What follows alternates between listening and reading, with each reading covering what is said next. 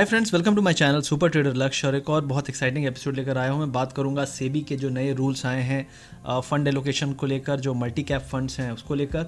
तो उसके बारे में बात करूँगा, समझाऊंगा आपको एग्जैक्टली कि इसका इम्पैक्ट कैसा हो सकता है मार्केट में, और किस तरीके से फंड एलोकेट होंगे या फिर डिस्ट्रीब्यूट होंगे, या फिर किस तरीके से फंड मूवमेंट होगा लार्ज कैप से स्मॉल कैप और मिड कैप की तरफ, और कौन कौन से स्टॉक्स हैं जो बेनिफिट हो सकते हैं उनके बारे में भी देखेंगे।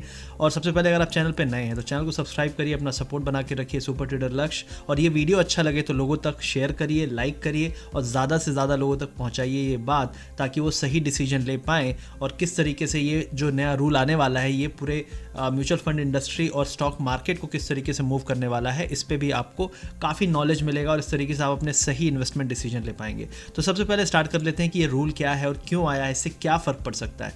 तो सबसे पहले जो सेबी है, तो बहुत दिन से आप देख रहे होंगे जो मिड कैप स्मॉल कैप हैं पहले बहुत ज़्यादा अच्छा परफॉर्मेंस करते थे, लेकिन लेटली क्या हुआ कि मिड कैप और स्मॉल कैप में जो 2017 और 18 में जो क्रैश आए थे उसके बाद से लोगों ने इसमें पैसा डालना बहुत कम कर दिया था। और जो अच्छे म्यूचुअल फंड्स हैं वो भी अपना पैसा ज़्यादातर लार्ज कैप में रख रहे थे, और जो अच्छे मिड कैप स्टॉक्स थे, स्मॉल कैप स्टॉक्स थे, उनकी तरफ लिक्विडिटी जा नहीं पा रही थी। तो ये बहुत बड़ा चैलेंज था। बहुत सारे लोग के पास स्टॉक्स हैं जो 5-5 साल से रखे हुए हैं, उनमें पैसा ही नहीं बन रहा है। बीच में 2017 में अच्छा पैसा दिखा था, अगर जो बुक कर पाया तो ठीक, जो नहीं बुक कर पाया तो वो फंस चुका है और अच्छा खासा डिवैल्यूएशन हो चुका है इन कंपैरिजन टू आपके जो लार्ज कैप हैं। लार्ज कैप कुछ ऐसे हैं जो 80, 90, 100 पी पे चल रहे हैं। तो 100 पी पे अगर आप लार्ज कैप को चला रहे हो तो जो स्मॉल कैप मिड कैप है वो आपके 10, 15, 20 पी पे पड़े हुए हैं। तो ये बहुत बड़ा इम्बैलेंस था मार्केट में। तो इस बैलेंस को बनाने के लिए सेबी ने ये एक नया रूल लाया है, और नया रूल ये है जनवरी 2021 के बाद से एप्लीकेबल होगा। उसके बाद 1 महीना टाइम मिलेगा, तो फरवरी से होगा। लेकिन मुझे लगता है इसके कारण जो शफलिंग होगी वो धीरे धीरे स्टार्ट हो जाएगी। अब यहाँ पे जो बहुत ऑप्टिमिस्टिक लोग हैं वो ये बोल रहे हैं कि ऐसा कुछ नहीं होगा, बहुत लिक्विडिटी है, जो लार्ज कैप है उससे पैसा बाहर नहीं जाएगा। लेकिन इस परसेंटेज को मेंटेन करने के लिए आपको और ज़्यादा पैसा डालना पड़ेगा, क्योंकि जो करंट एलोकेशन है लार्ज कैप में वो कुछ जो फंड मैनेजर्स हैं उनका 70% है, जबकि आप सेबी बोल रहा है कि 25% से ज़्यादा होना ही नहीं चाहिए। तो अगर 25% होना चाहिए और आपका 70% है तो 40-50% बाहर जाएगा। वो बाहर जाएगा तो कहाँ से निकलेगा वो पैसा? डेफिनेटली उन स्टॉक से निकलेगा जिनमें ज़रूरत से ज़्यादा एलोकेट कर रखा है फंड। तो यहाँ पे बहुत सारे चैलेंजेस भी हैं, बहुत सारे यहाँ पे प्रॉब्लम्स भी है म्यूचुअल फंड इंडस्ट्री के लिए।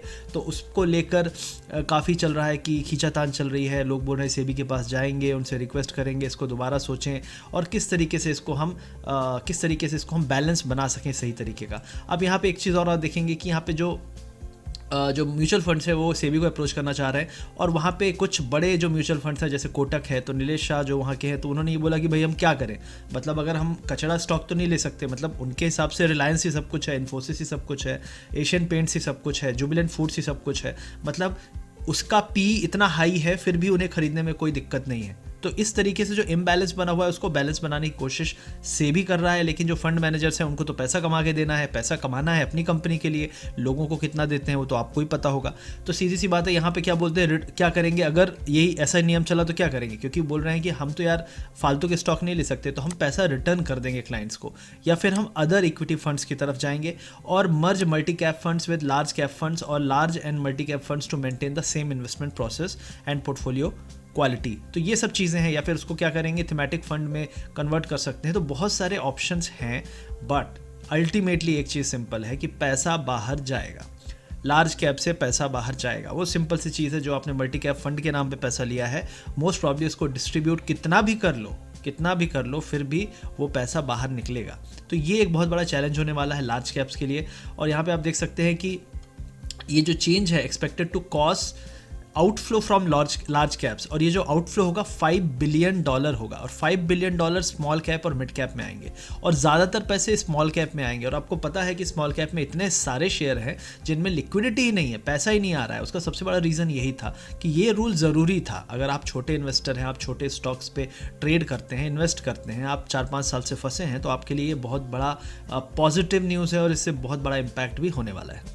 अब यहाँ पे एक और इम्पॉर्टेंट पॉइंट है कि एज ऑफ 31 अगस्त, ये जो अभी महीना ख़त्म हुआ है, कितना पैसा है मल्टी कैप फंड्स में? 1.46 लाख करोड़, छोटा नहीं है।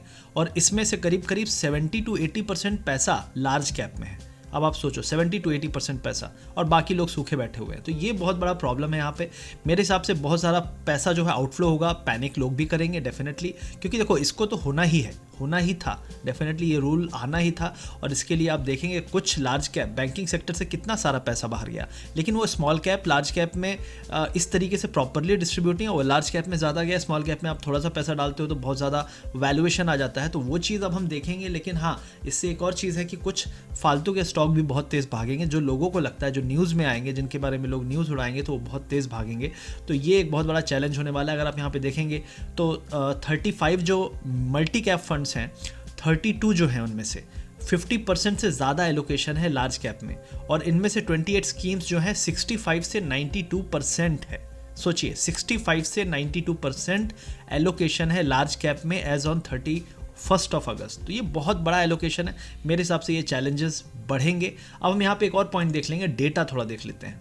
तो ये जो है बोनांजा है छोटे स्टॉक्स के लिए, 40,000 करोड़ अप्रॉक्सीमेटली जो एक्सपेक्ट हो रहा है कि आउटफ्लो होगा, 40,000 करोड़। तो ये बहुत बड़ी चीज़ नहीं है। लेकिन अब जो ये लोग बोल रहे हैं कि बहुत है, बहुत लिक्विडिटी है, अगर इतना लिक्विडिटी है तो आप ये बताओ कि लिक्विडिटी होने के बाद ये आउटफ्लो क्यों चल रहा है। यहाँ पे म्यूचुअल फंड में जो इक्विटी फंड्स हैं उसमें आउटफ्लो चल रहा है, नेट इनफ्लो धीरे धीरे कम होता गया। इस पिछले महीने आउटफ्लो था, आप यहाँ पे देख सकते हो टोटल करीब करीब आप नेट आउटफ्लो था 2480 करोड़ का जुलाई में, ठीक है, जुलाई का डेटा है ये, बहुत पुराना नहीं है। और ये आप देख सकते हैं जनवरी, फरवरी, मार्च, अप्रैल, मई, जून, तो धीरे धीरे आउटफ्लो जा रहा है। मतलब ये लोग अगर बोलें कि लिक्विडिटी बहुत है, आप सिर्फ एक आईपीओ का ओवर सब्सक्राइब देख के ये नहीं कह सकते बहुत लिक्विडिटी है, आने के लिए तैयार है। अगर आने के लिए तैयार है तो भी आपको बैलेंस करना पड़ेगा, और इतनी लिक्विडिटी भी नहीं है कि कोई भी कहीं भी डाल देगा पैसे।